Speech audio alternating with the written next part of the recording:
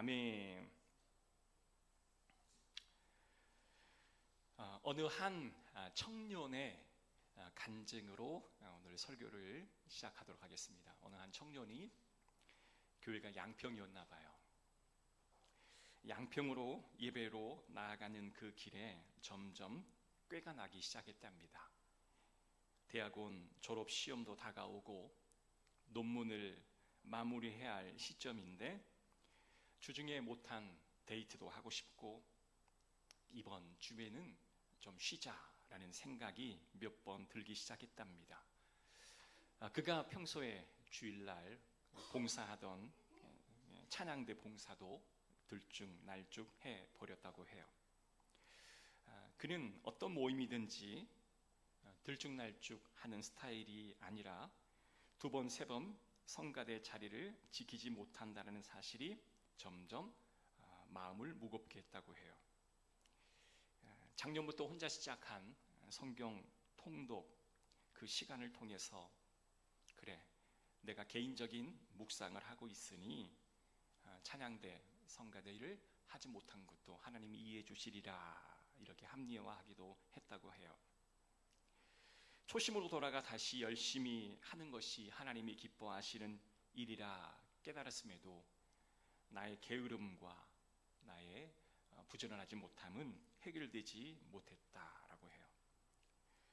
마음은 원이로도 자꾸 빠지게 되다 보니 성가대원들을 보는 게 죄책감이 다가오게 되었고 더 이상 시간을 끌어서는 안 된다 판단하여 2달 만에 마침내 성가대 멤버에게 찾아가서 앞으로는 내가 격주로만 참석할 수 있겠습니다 라고 말하고 당분간 봉사는 쉬고 그 다음에 예배만 드려야겠다라고 말했다고 해요.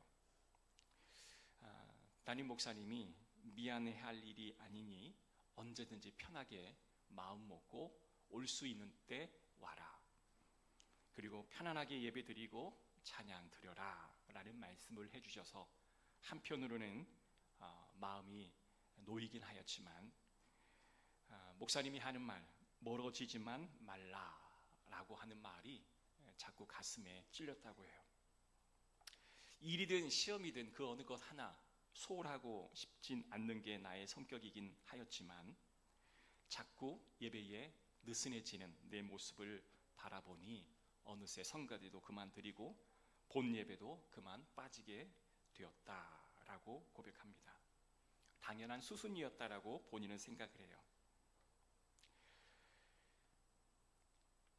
한 주간 삶의 중심이 되는 삶의 예배 그리고 주일 예배를 소홀하지 말자라는 결심을 매번 하긴 하지만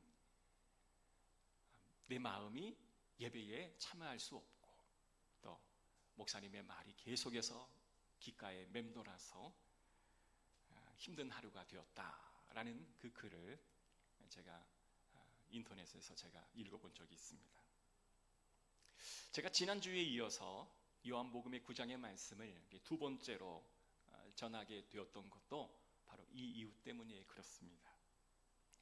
한 주간 이 말씀을 묵상을 하면서 38절에 있는 말씀 이르되 주여 내가 믿나이다 하고 절하는지라. 맹인이었다가 눈을 떴던 이 남자, 그가 평소에 주님에 대해서 들은 바가 있어서 예수라고 하는 그 사람 정도로만 알고 있다가 그에게 찾아오시는 주님과 마주하고 볼 수는 없었지만 이분이 선지자 중에 꽤 괜찮은 선지자라고 그는 인정하긴 하였지만 주님을 메시아로, 주님을 하나님의 아들이로 믿는 그런 믿음은 없었던 거죠. 그는 예수님을 본 적도 없었으니까요. 근데 예수님께서 진흙에 이겨서 눈에 바르고 실로암 물가에 가서 씻으라 그 말을 따라 했더니 진짜 눈이 보이게 되었던 것이죠. 이번에는 예수님이 진짜 그에게 다가오셔서 이전에는 앞을 볼 수 없어서 주님을 마주하여 바라볼 수 없었지만 이제 앞이 환히 보이는 그 두 눈을 가지고 주님을 바라보게 될 때에 그때 그는 이렇게 믿음을 고백합니다. 주여, 내가 믿나이다. 이 사람이 믿음이 성장하는 과정을 보면 예수라는 그 사람의 그 수준에서 예수님이 선지자입니다. 종교적인 관점을 넘어서 이제는 주여 내가 믿습니다 라고 고백하는 영생에 이르는 믿음에 이르기까지 그가 성장했던 것을 우리가 지난주에 살펴보았습니다. 자, 그런데 오늘 주목해야 될 이 말씀 중에 내가 믿습니다 라고 말만 한 게 아니라 그는 이 말과 함께 더불어 엎드려 절을 했다라고 성경은 기록하고 있습니다. 여기서 절하다라는 이 말이 원어로는 포로스퀴네오라는 말인데요. 이 말의 뜻이 경배하다라는 뜻인데요. 주 뜻은 예배라는 뜻을 가지고 있습니다. 무엇을 의미하냐면 이 눈을 뜬 남자는 주님 앞에서 믿음을 고백한 그 이후에 그는 예배하고 있었다라는 결론이 형성이 되어지는 거예요.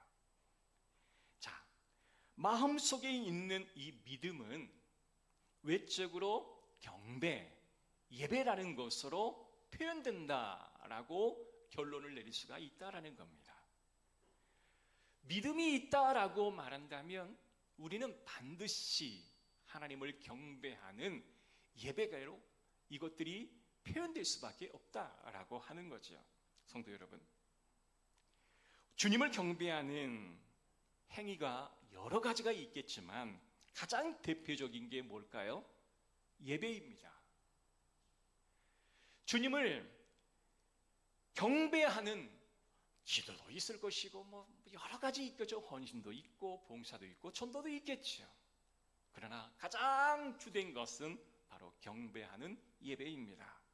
그래서 진실로 예수님을 믿는, 또한 진실로 내가 예수를 믿습니다 라고 고백하는 사람들 앞에 반드시 있어야 할 것은 매일매일 드려지는 예배가 우리의 삶의 형태로 드러나야 한다라는 거예요.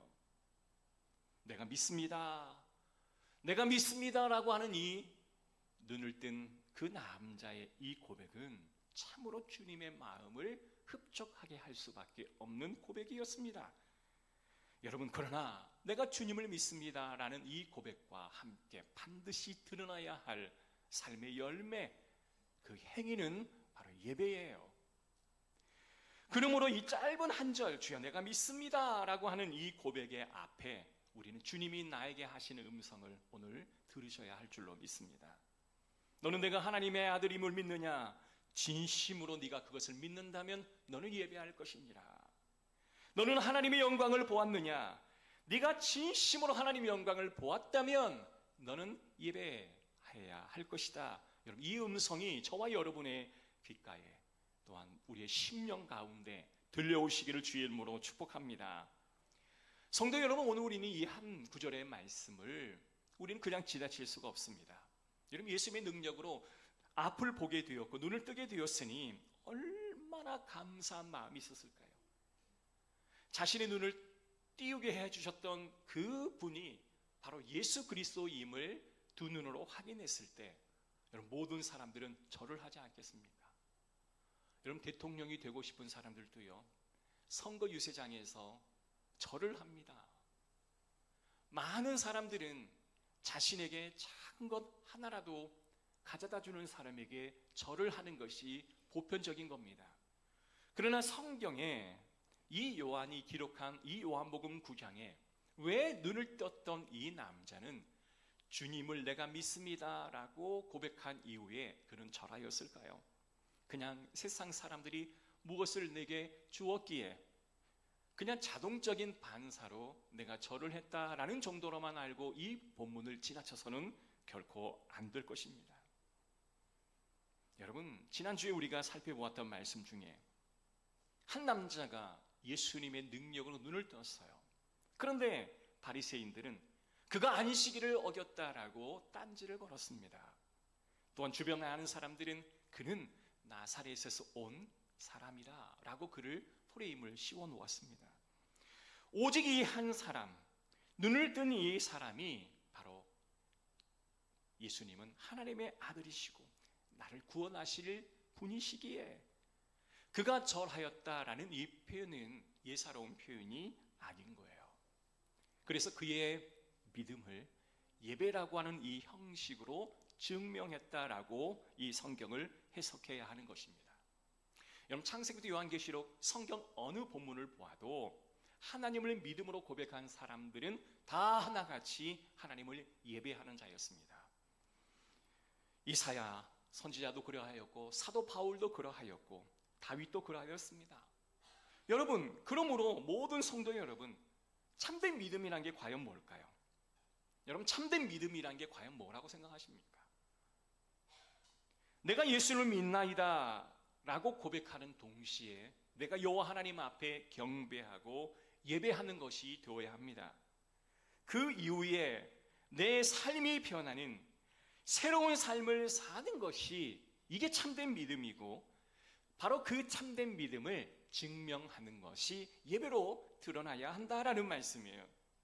그래서 예수 그리스도를 나의 구주로 믿는 성도들은 반드시 새로운 삶을 살게 되어지는데, 참된 믿음을 가졌다고 한다면 삶 자체가 하나님을 향한 온전한 예배를 드리기 위하여 모든 것들이 그 예배로 맞춰지게 된다라는 것입니다. 이게 바로 증거예요. 이게 바로 하나님의 구원받은 백성에게 드러나는 삶의 당연히 나타나는 열매라는 것입니다. 그러면 성도 여러분, 내가 주님을 믿나이다 라는 이 믿음이 증명되어지는 것이 바로 예배라고 한다면, 이제 한 단계 더 나아가 그 예배가 진정한 예배가 되기 위해서 그 믿음을 나의 삶으로 구현해야 하는데, 안타깝게도 많은 사람들은 오늘날 예배를 그저 행위로 이해하는 사람들이 꽤 많은 것 같아요.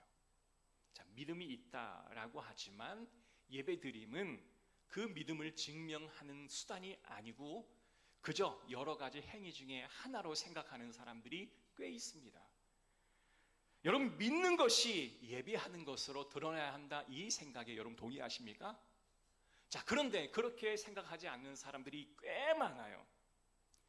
참된 믿음을 가진 사람들은 예배의 시간과 형식에 제한을 받지 않는다라고 이야기하기도 하고요. 믿음과 예배는 상관없다라고 주장하는 사람도 드러나기 시작합니다. 그래서 내가 예수를 믿는다고 한다면 정한 시간에 정한 장소에 꼭 가서 예배를 드려야 하는가? 라는 그 질문에 반기를 들고 내가 서 있는 그곳이 바로 나의 예배 초소다라고 이야기하는 사람들이 점점 늘어나고 있습니다. 이 코로나 3년의 과정을 지난 이후에 그것이 더 부각되고 있는 안타까운 현실인 거예요. 자, 그렇다면 여러분, 참된 예배가 예배의 시간과 형식을 제한받지 않는다라는 이 말의 본질적인 의미는 뭘까요? 언제 어디서든 예배해야 한다 하는 말로 우리는 그것을 이해해야 합니다. 곧 내 삶의 전체가 예배다라고 우리는 이해해야 하는데, 사람들이 이상하게 이 말을 다르게 생각합니다. 자, 그렇다면 어떻게 해야 삶 자체를 예배로 드릴 수 있을까? 삶의 예배를 드리라 라는 이 말을 저도 종종 하곤 하는데요, 이게 참 어렵게 다가오는 말씀과 같게 다가옵니다. 여러분, 삶의 예배란 게 뭘까요? 코람데오입니다. 내가 언제 어디서든 하나님과 내가 동행하고 있는 것을 인식을 하고, 내가 주님 앞에 서 있음을 내가 믿고, 내가 그 자리에 서서 하나님 앞에 기도하고 예배하고 찬양하는 것, 그것을 우리는 삶의 예배다라고 말하는 거예요. 그러나 정한 시간, 정한 장소, 주일에 드리는 그 예배가 내게 채워졌을 때, 여러분, 일상의 그 삶의 예배도 하나님이 영광을 받으실 줄로 믿습니다. 이 본질이 채워지지 않는 이후에 일상의 삶의 예배가 얼마나 많은 의미가 있을까요? 성도 여러분, 내가 주님이 좋아요. 여러분, 주님이 좋으시죠? 저도 주님이 너무 좋고요. 여러분도 주님이 너무 사랑스럽고 너무 좋으실 줄로 믿습니다. 자, 그렇다면 어떻습니까? 좋은 주님을 매 시간 만나고 싶고 매 순간 그분께 나와 예배드리고 싶은 마음이 사랑하는 자의 마음속에 있지 않겠습니까? 그러니 성도 여러분, 맹인이었다가 눈을 뜬 이 사람이 예수님을 나의 구주로 믿었다고 한다면 그는 어떻게 가만히 있을 수 있었을까요? 그는 하나님 앞에 예수 그리스도를 보내주신 그 놀라운 은혜에 그는 엎드려 절하고 경배했을 뿐만 아니라 그는 그 이후의 모든 삶도 온전히 하나님 앞에 예배하는 자로 섰을 거라고 저는 확실히 믿습니다. 여러분, 매 순간 내 마음에 기쁨이 넘쳐 여호와 하나님 앞에 예배드리기 위하여 나의 가는 발걸음이 너무 가볍고 길터처럼 가벼워서 막 어렸을 때 우리가 막 너무 좋은 곳에 가면 막 뛰듯이 이렇게 가는 그러한 일들이 있잖아요.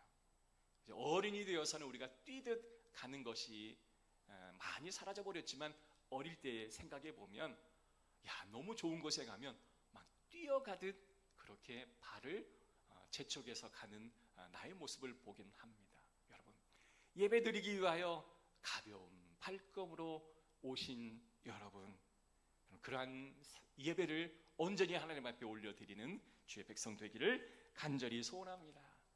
내가 병상에 있을 때에도 예수님, 내가 예수님 믿습니다 라고 고백하는 자들은 주님, 내 마음이 너무 감격스러워 이 아픈 몸을 이끌고 주님 앞에 예배드리러 나옵니다 라는 이와 같은 현상들이 일어날 것이고, 내가 불안과 근심에 사로잡혀서 내 영혼의 캄캄한 어둠의 밤이 나를 강하게 짓눌러 내 마음이 아플지라도 내가 예수를 믿습니다 라고 고백하면 그 어떠한 어려움과 그 어떠한 환난과 역경을 다 헤집고 주님 앞에 예배드리기 위하여 나오게 될 줄로 믿습니다.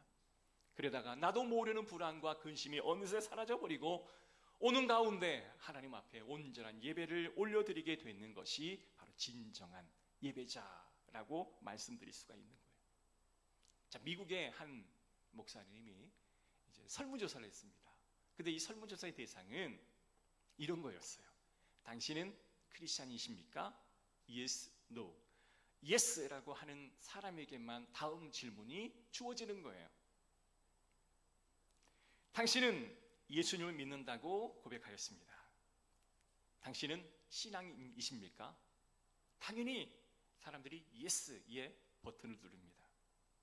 자, 그러면 그 사람들의 조사를 다 해보았더니요, 무려 100명 중에 20%는 주일 예배를 참석하지 않는다라고 고백을 했대요. 자, 그리고요 25%는 일주일에 한 번도 기도하지 않는다라고 고백했답니다. 35%는 내가 자의적으로 성경을 펼쳐서 성경을 한 구절도 읽지 않는다라고 고백했고요, 45%는 나는 헌금을 한 번도 내본 적이 없다라고 이야기했고, 75%는 나는 교회에서 어떠한 직분이나 책임을 맡지 않고 있다라고 고백했고, 85%는 나는 한 번도 전도를 해본 적이 없고 믿지 않는 사람을 교회에 데려와 본 적도 없다라고 발표했대요. 우리나라는 안 그러겠죠, 그죠? 우리나라는 절대로 그렇지 않아요. 이 미국입니다, 미국. 우리나라는 좀 다를 걸로 저는 생각이 됩니다만은, 우리가 이 말을 듣고 한번 곰곰이 우리는 생각해 봐야 합니다. 저는 죽어서 천국 갈 확신이 있습니다. 여러분도 그러시죠? 여러분도 죽으시면, 하나님의 부르심을 받으시면 곧바로 주의 천사가 우리를 이끌어 천국으로 인도할 것을 여러분 확실히 믿으시죠? 이 믿음은 변치 않는 믿음이기를 주의 이름으로 축복합니다. 자, 그렇다면 내가 천국 갈 시민으로서 이 땅에서 하나님이 허락해 주신 이 삶의 자리에서 내가 살아갈 때에, 직장에서는 그냥 예수 믿지 않는 것처럼 살아가다가 주일 예배를 참석하고 좀 마음에 들지 않으면 원망하고 또한 불평하는 모습을 살다가 내가 구원을 하나님 내가 확신하는 사람이 될 수 있겠습니까? 이러한 의문이 우리에게는 들어야 한다라는 것이죠. 자, 성도 여러분, 어느 예수 믿는 가정이었습니다. 남편은 아내 따라 교회를 다니고 있었습니다. 그런데 예배 때마다 가기가 그렇게 싫은 거예요. 그냥 아침 일찍 모든 옷을 다 갖추어 놓고 여보 갑시다 하는 그 아내의 말이 그렇게 듣기가 싫은 거예요. 그냥 토요일부터 막 마음이 무겁기 시작합니다. 아, 내일도 또 아내 따라 내가 교회 가야 하는가? 그냥 주일날 좀 여러 가지 친구도 만나고 취미생활도 하고 싶은데. 그래서 고민하다가 꾀를 냈습니다. 주일 아침에 일찍 일어나서 아내에게 말합니다. 여보, 오늘 우리 둘 중에 대표로 한 사람만 가자. 그리고 한 사람만 가는 걸로 우리가 정하자. 그렇게 합의를 한 거예요. 그러면 당신이 이번 주에 가면 내가 다음 주에 갈게. 이런 식으로 합의를 했던 거예요. 아내는 물론 거부했겠지만 그냥 완강하게 그렇게 하기로 했어요. 그런데 이 사람은 한 수 두 수를 내다본 거예요. 아내는 믿음이 좋기 때문에 절대로 주의를 빠질 수가 없는 사람인 걸 알기에 자연적으로 대표는 아내가 되고 자기는 안 나가도 될 거다라고 생각을 했던 모양입니다. 그런데 그날 밤에 이 남자가 꿈을 꿨어요. 근데 꿈을 꿨는데 아내와 남편이 천국에 갔습니다. 근데 천국의 천사들이 막 환영해 주는 거예요. 천국 문 앞에 딱 섰는데 당신 부부 맞습니까? 예, 맞습니다. 참 믿음 생활 열심히 한 부부 맞습니다. 자, 그런데 이 천사가 하는 말이 뭐냐면 당신 둘 중에 대표로 한 사람만 천국에 들어갈 수 있으니 빨리 결정하라고. 그래서 결국은 자기가 천국에 못 들어가고 그냥 그 잠에서 깨어났대요. 여러분, 우스갯소리의 이야기지만 여러분, 이것이 실제로 내가 하나님의 부르심을 받아 천국 문 앞에서 이러한 일이 일어난다고 한다면 얼마나 가슴 아픈 사건이 되겠습니까? A.W. 토저의 목사님은 이렇게 했다고 합니다. 주님을 최고로 여겨야만 경배할 수 있습니다. 다시 한번요. 주님을 최고로 여겨야만 예배할 수 있습니다. 주님을 최고로 여겨야만 하나님께 예배하는 삶을 살 수 있습니다. 여러분, 왜 이 목사님이 이러한 고백을 했을까요? 삶으로 예배드림이 믿음이 필요하고 그 믿음은 예수님을 최고로 인정하는 신앙의 고백이 있어야 예배 드릴 수 있다라고 이야기하는 거예요. 입으로는 예수를 믿는다 하면서 내가 믿음으로 천국 간다고 말은 하지만 예수 외에 다른 것에 내 마음이 빼앗겨 우리의 믿음이 점차적으로 식어가고 있다면 여러분, 얼마나 하나님은 가슴이 아플까요? 여러분, 언제나 주님만을 생각하는 우리가 되기를 주의 이름으로 축복합니다. 나에게 주님은 그 세상의 그 어떠한 것과도 바꿀 수가 없는 거예요. 여러분, 이 믿음의 고백을 여러분 삶의 예배로 꼭 증명하시기를 주의 이름으로 축복합니다. 이 눈뜬 남자가 내가 주님을 믿습니다라고 절하였던 것처럼 우리의 믿음의 여정이 주님을 온전히 예배함으로 내 믿음을 증명하고 전국에는 구원받은 믿음이 되어 여러분 천국 가서 다 같이 우리 함께 행복했으면 진심